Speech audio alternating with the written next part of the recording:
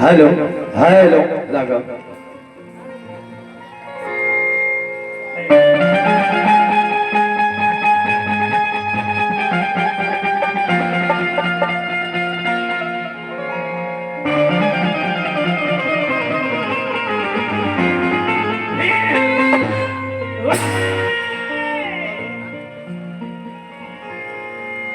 राम कहानी सुनो रे,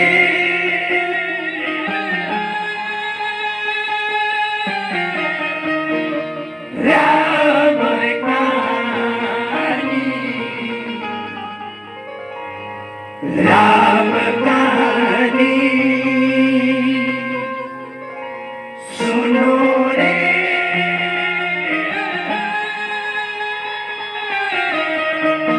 राम कहानी कहता सुनाते हमें,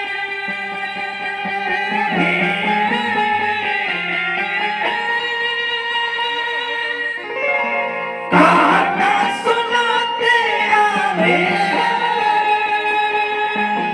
आँखियों से पानी, राम कहानी सुनो रे,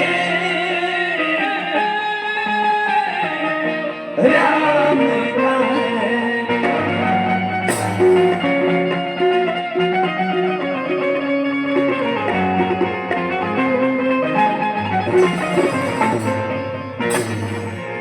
हमें कथा सुनाते, राम सकल गुण राम की, मेरा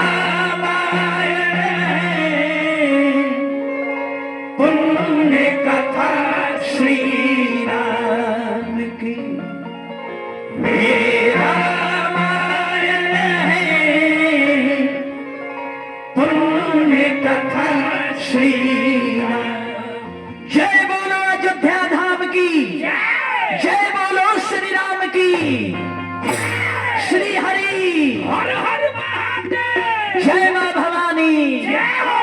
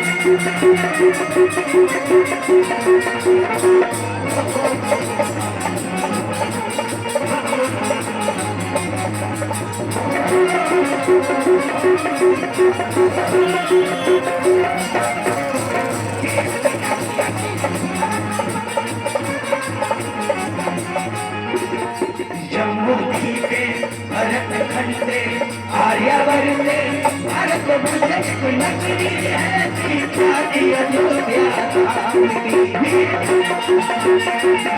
पूज्य श्री राम की हम कथा सुनाते, राम सकल गुण राम, ये रामायण है।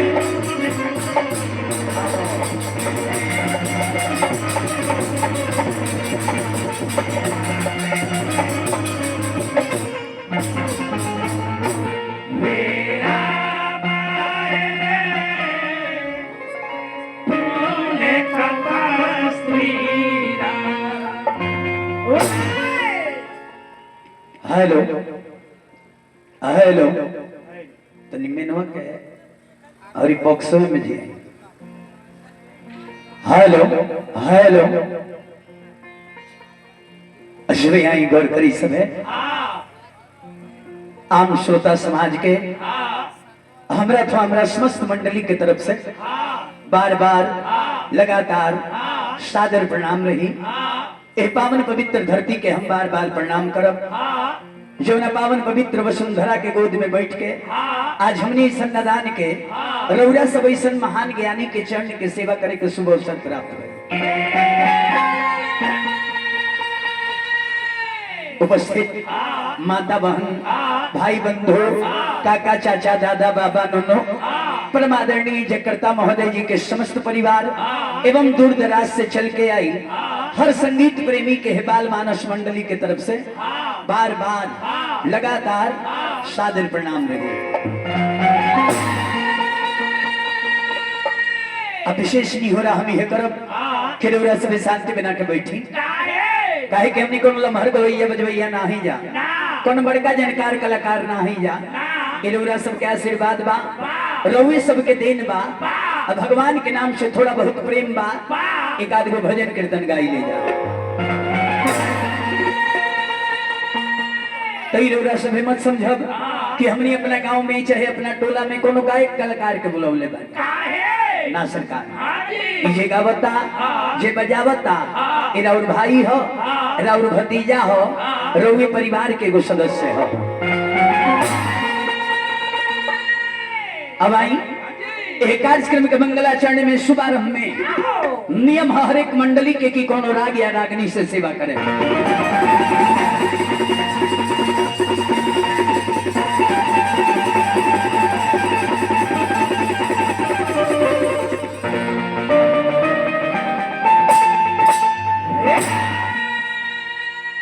कहे के माने भाई नारदी गाना बजाना के नींव होला हरा तजले नींव ना दियाला तले घर ना बने जैसे घर बनावे के पहले नींव दिहल जरूरी हो वही नारदी गाना बजाना शुरू करे के पहले लहरा बजावल जरूरी हो। दाइरवा सुन के ज्यादा समय ना लियाई घड़ी से देख के मात्र 3 मिनट में सादा लहरा बाजी और ओकरा बाद वंदना एमे साज बाज से कुछ संगतिया लो संगत कर रहल बा जैसे नाल तबला से संगत हमरा धर्मेंद्र पांडे जी ग्राम मिर्जापुर जिला गोपालगंज बिहार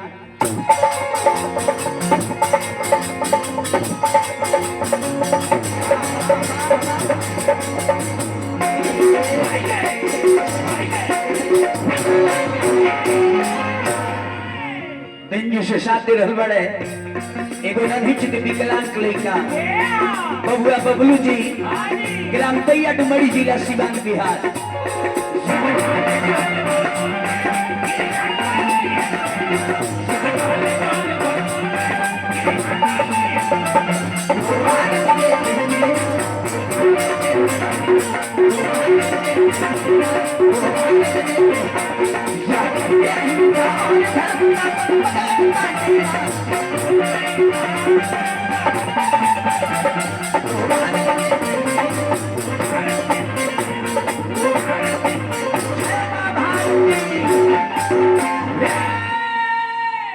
जोड़ी से 700 कलाकार सबके आई श्री चंद मिनट में लहरा के भाव के बाद वंदना। जय मां सरस्वती जय हो मां दुर्गे जय हो मुक्तिनाथ बाबा जय हो बाबा महेंद्र जय हो गुरु विजेंद्र जय जय सकल जहान जय हो वीर हनुमान जय हो गुरु के गुरु स्वर्गीय गौतम तूफान।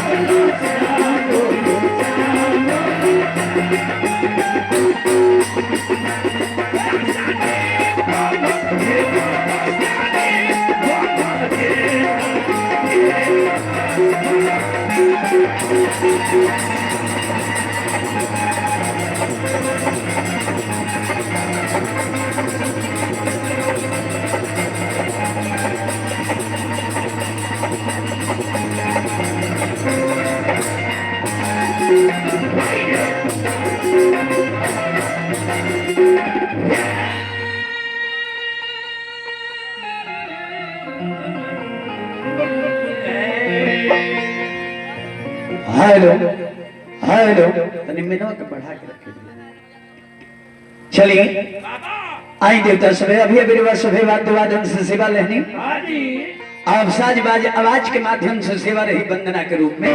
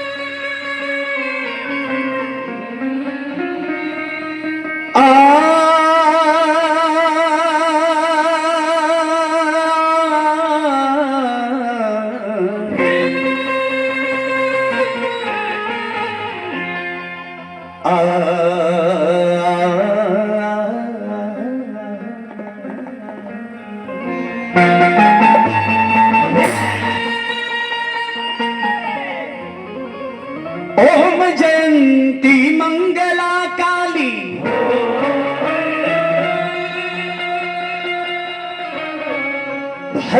भद्रकाली कपालिनी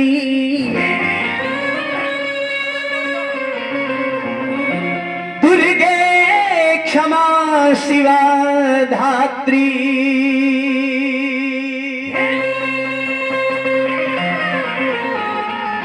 स्वाहा स्वधा नमोस्तुते।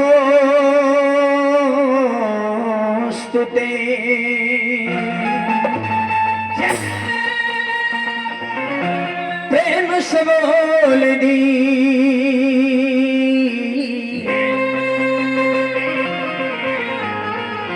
आदि शक्ति जगदम्बा मैया की।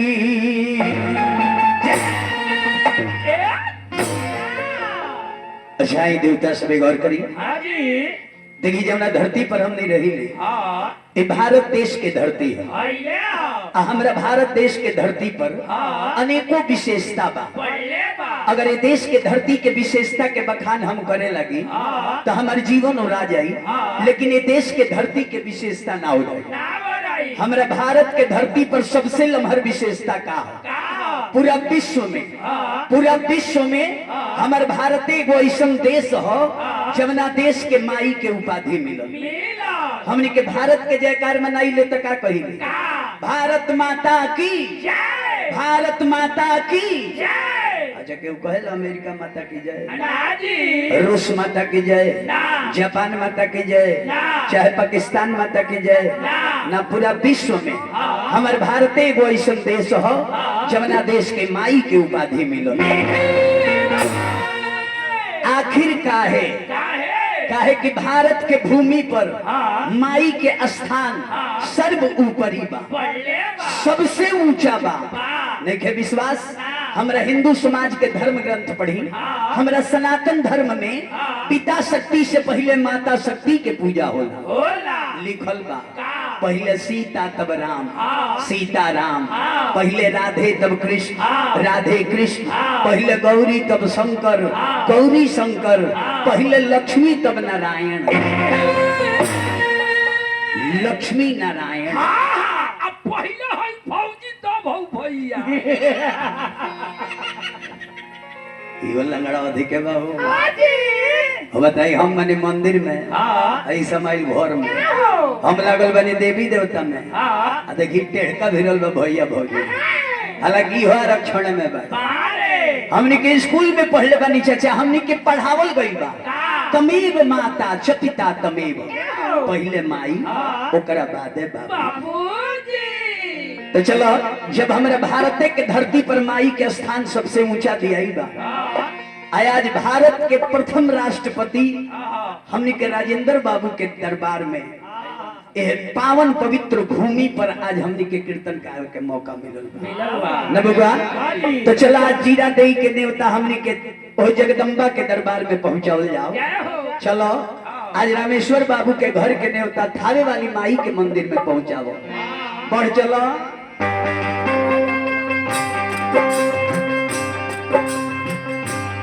लड़का थावे वाली माई के दरबार में जाके कहलस कि हे जगत जननी जगदम्बा, हे माँ महामाया, हे माँ महाशक्ति, हे करुणामयी माता, हे दयानिधि माई, हम सुनले बानी तहरा दरबार में लोग आवेला खाली, बाकी खाली जाला ना, जाला तो अपन झोरी भरिए के जाला। दया करो, हे जगदम्बा अपना बेटा को दया करो, अब हम को दया करो। दरबार में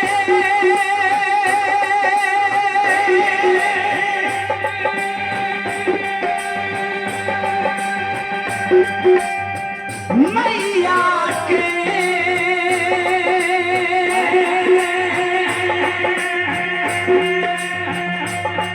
अंधेर न होला हो,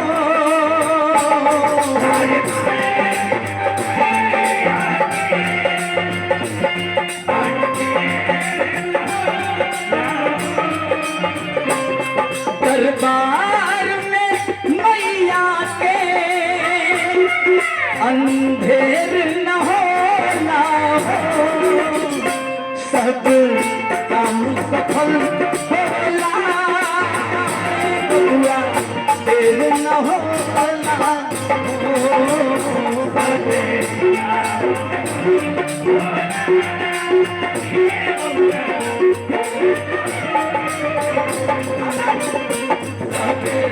काम सफल होला, बेटा का देर न होला हो।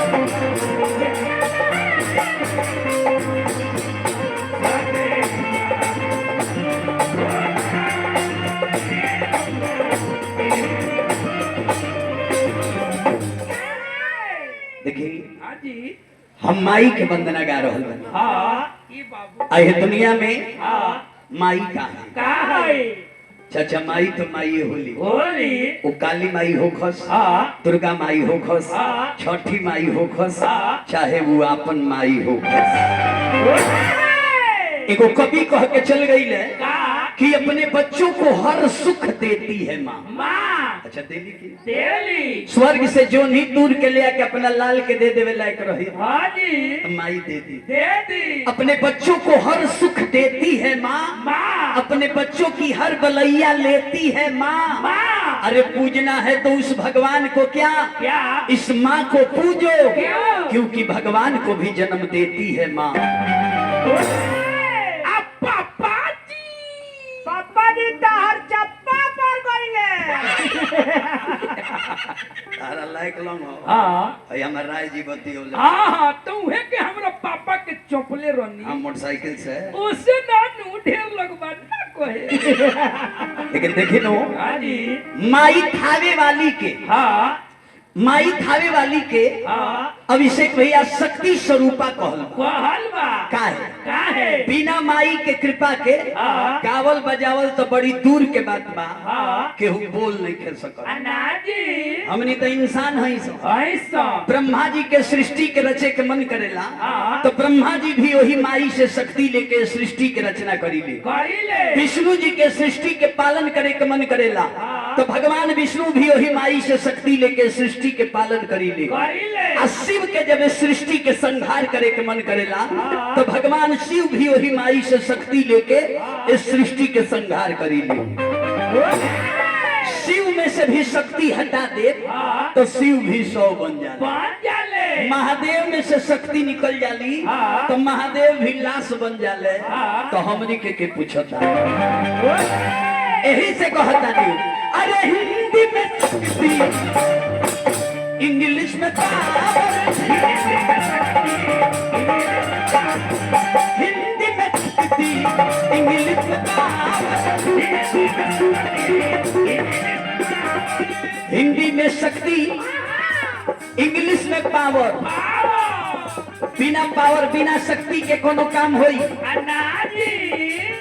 आज हमरा रामेश्वर चाचा के दरबार में है सैनी साउंड बाजता, है किस्म किस्म के लाइट जरता, ये बिना पावर के बाजता है, बिना पावर के जरता।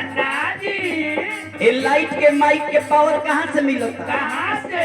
जनरेटर से। जहाँ जिसे तार छोड़ब है जरता तन बुता जाई है, बोलता तन बंद हो जाई। तेही लेखा है दुनिया के हर इंसान निमन बाउर काम करता रे कब ले? ओ माई रूपी जनरेटर से पावर मिलता तब ले। न तो जहाँ वजी से कनेक्शन कट यही परान देह छोड़ के हट। यही से कहता नहीं हिंदी में शक्ति, इंग्लिश में पावर, माई ऐसे चले सारा सृष्टि के ताकत,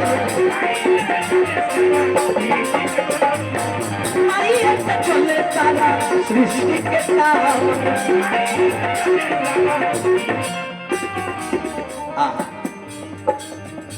सब काम करेली मैया कब फेर न होला हो। जय हो जगदम्बा। सब काम करेली मैया कब फेर न होला हो। सब काम सफल होला फेर न होला।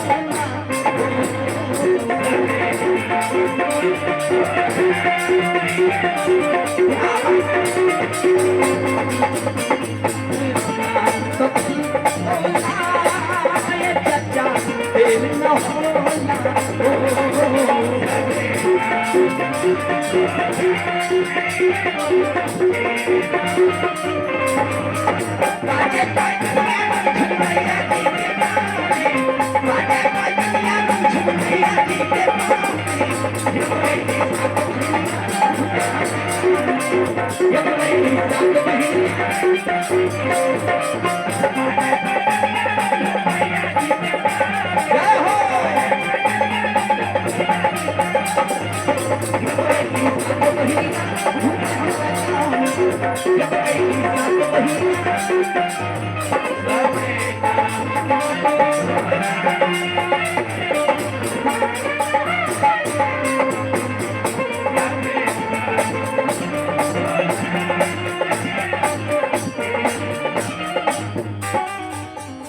देखिए आज वो महान धरती पर हमने ये जगह पर के सेवा करतनी माता के वंदना के लास्ट अंतर हम सुनावे जातनी। लेकिन विद्वान के धरती हो एगो बात हम कहो चाचा हमनी के इंसान है सब हमनी इंसान धरती पर जन्म लीले तो जन्मते हमनी इंसान अनेकों प्रकार के ऋण से जताई रही अनेकों प्रकार के ऋण। कौन ऋण?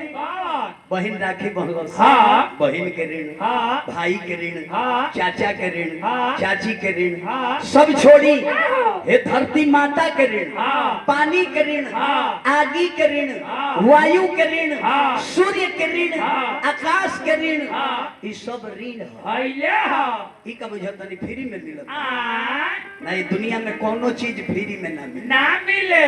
ये सब ऋण हो आ यही ऋण से इंसान जताई रहेला। जीवन से लेके मृत्यु तक के सफर में इंसान हर ऋण से उग्रीण हो जाला। हर ऋण से इंसान उग्रीण हो जाला। लेकिन 3 गो ऋण से इंसान मरे के बेरा ले उग्रीण ना हो। वो 3 गो ऋण कौन हो? पहिल का ऋण हो माई के, दूसर का ऋण हो बाबूजी के, और तीसर का ऋण हो गुरु के।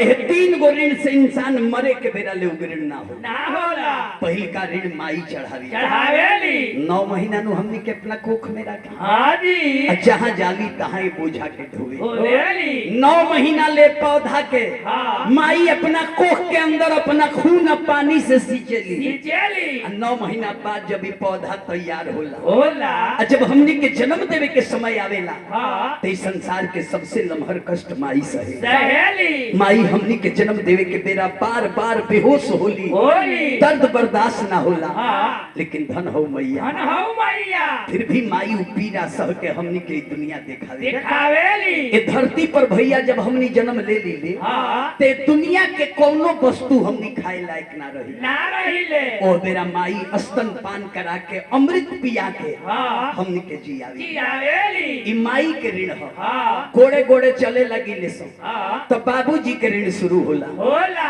बाबूजी हिनका खेत में हुनका दुआर पर बनिहारी को के अपने फटही धोती पहिर के हाँ। आ अपना लड़का के यूनिफॉर्म पहना के स्कूल भेजले। भेजेले लड़का पढ़ लिख के लायक हो जाला, हो जाला इंजीनियर डॉक्टर बन जाला। बन जाला तो बाबूजी एगो निमन कन्या देख के बेटा के बियाह दे। बियाह देले अब बेटा के बियाह भई, भई। अब बेटा बूढ़ा बूढ़ी के छोड़ के कन्या लेके बॉम्बे गए।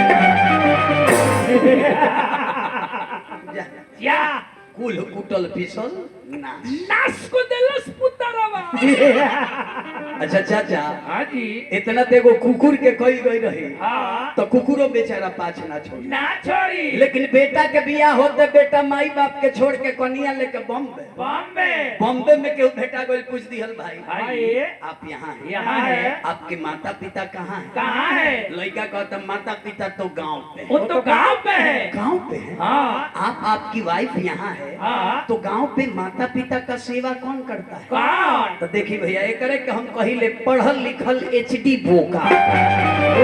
हाँ बोका में बोका पढ़ल लिखल HD बोका। हाँ। उ लड़का मुंह छांट के कहता कि हाँ। माता पिता का सेवा करने के लिए हाँ। 10,000 तनख्वाह पर एक नौकर रख दिए हैं। धन होगा बेटा। धन हुआ बेटा अरे मूर्ख इंसान, इंसान ए दुनिया में 2 गो चीज अपना हाथे कोई जाला। एक कौची कर 2 गो चीज अपना से कोई जाला, हाँ। अपना माई बाप के सेवा, हाँ। अपना पत्नी से प्यार।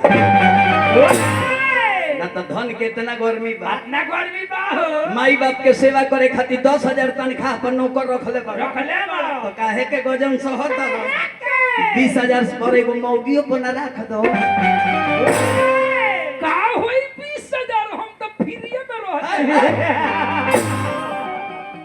लेकिन ये बात भैया हम हंसे खातिर नहीं, नानी हमार रिसर्च कई चीज हो। हाँ। जेकरा ऊपर माई के आशीर्वाद बन रहेला, हाँ। वो इंसान ममताहीन ना होला। ना होला वो दुनिया में जहाँ जाई ओकरा प्यार दुलार ममता मिली। मिली जेकरा ऊपर माई के आशीर्वाद बन रहेला, वो इंसान ममताहीन ना होला। ना होला जेकरा ऊपर बाबूजी के आशीर्वाद बन रहेला, वो इंसान कबो धनहीन ना होला। ना होला जेकरा ऊपर बहिन के आशीर्वाद बन रहेला, वो इंसान कबो चरित्रहीन ना होला। ना होला जेकरा ऊपर बड़ भाई के आशीर्वाद बन रहेला, वो इंसान कबो बलहीन ना होला। ना होला जेकरा ऊपर गुरु के आशीर्वाद बन रहेला, हाँ। वो इंसान कबो बुद्धिहीन ना होला। यही से चाचा हम कहिले, का कहिले जिस घर में माता पिता हंसते हैं हाय उसी घर में भगवान बसते हैं, हाय और जिस घर में माता पिता रोते हैं उस घर में भगवान नहीं होते हैं। यही से कहे के बाद तो माई के देन केहू वो से नदिया, माई के देन केहू वो से नदिया, माई के देन केहू से ना दिया, देवी देवता ना दे पौले हम रउआ का। माई के देन केहू से ना दिया, कत न दिया बाकी मैनू कहाई, कत न दिया बाकी मैनू कहाई। इंसाफ करेली मैया केहू शेर न होला हो हो इंसाफ करेली मैया केहू शेर न होला हो सब काम सफल होला कबिया शेर न होला हो सबे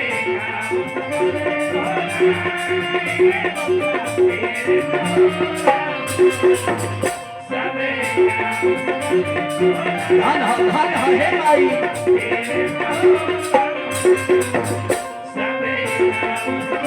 आ जाएंगे हमनी के सकेता में हो गइल बनी मंच तनी छोट हो गइल बिया एहे में वो है टोली खानी लपत दिया केहू लाइदार ना बैठल बा केहू लाइदार